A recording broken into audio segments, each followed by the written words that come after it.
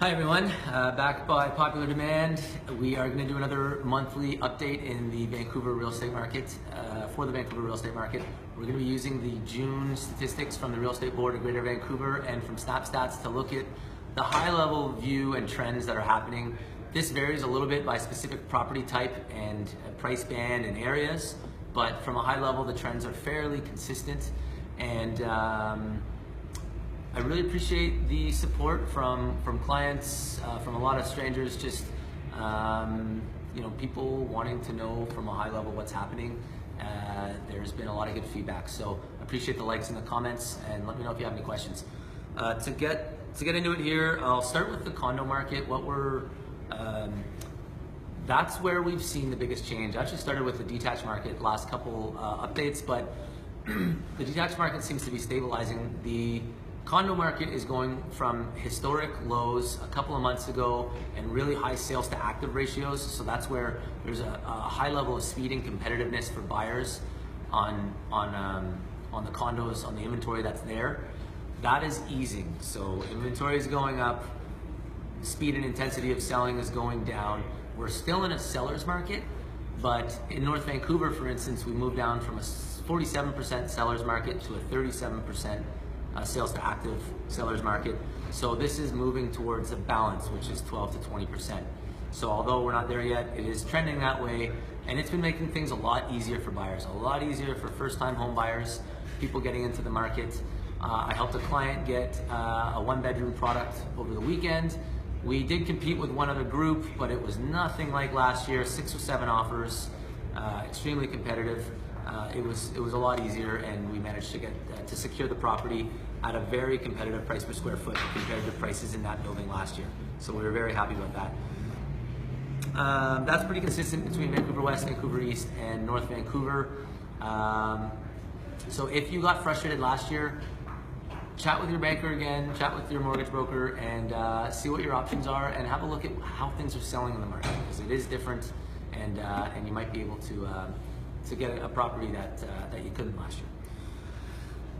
The detached market stabilized a little bit. Inventory stabilized. There was less new inventory coming on. The demand is continuing to be sort of weak, but there are transactions happening. But overall, we're in a buyer's market in Vancouver East and Vancouver West, and we're in a pretty balanced market in North Vancouver. The market is stronger, sort of sub 2 million. And it is pretty strong in certain areas. I know I was searching for a client in Mount Pleasant and Main Street, and nicely updated properties that are sort of sub 2 million or sub 2.5 are actually holding quite strong, and they're moving reasonably quickly. But if builders' lots and houses that need a lot of work are staying on market longer, we're seeing huge jumps in inventory if you go out to like Renfrew and Hastings, so a lot of buying opportunities if you're looking at detached there. But yeah, generally it is a pretty slow moving market in the detached segment, and inventories are sort of flattening out, but we're getting back to historic norms in inventory. Similar themes are happening in the Tri-Cities, in the Valley, and up in Squamish. There's just more selection for buyers in a lot of cases. This is actually, I talked a little bit about first-time home buyers, but also people who are transitioning out of their condos and into a townhome or a detached home. Because condos are still pretty strong and houses have been softened, that gap, I talk about this, the jump you've got to take to get into a bigger product, it's a smaller gap. So it is a really good time for people to take advantage of this transitioning market.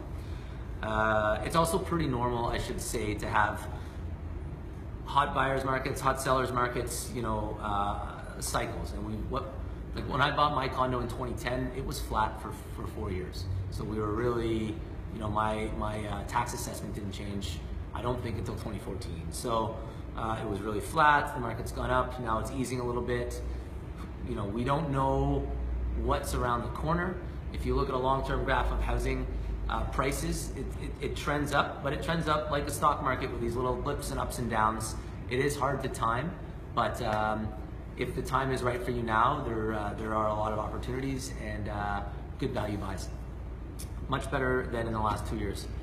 That that's really the high-level update. I think other relevant news, we had some rule changes from Real Estate Board and Council that came into effect June 15th. The one that made all the headlines was dual agency. I don't think most realtors really care that much that dual agency's gone. There hasn't been a whole lot of chat in my circles about it. It is best for the consumer to have two separate parties representing them, looking out only for their best interest. Lawyers can't represent both sides of a debate.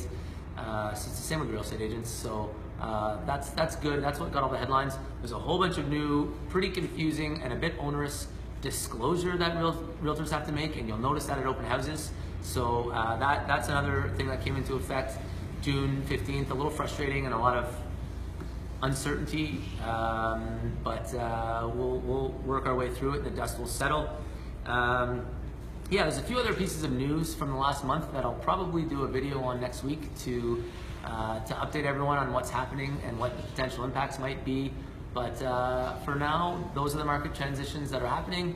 And if you want to talk about your area, your product type, where you want to be, your goals, what things are selling at compared to listings or compared to tax assessments, all really powerful information to make good decisions and to help in your long-term goals. So I really encourage you to reach out and have a conversation, even if you're not ready for another 6, 12, 18 months. Starting to understand what these trends and macroeconomic factors are that impact the market is really going to benefit you. So I encourage you to do it. Thank you very much. Thanks for all the positive feedback, and have a great day.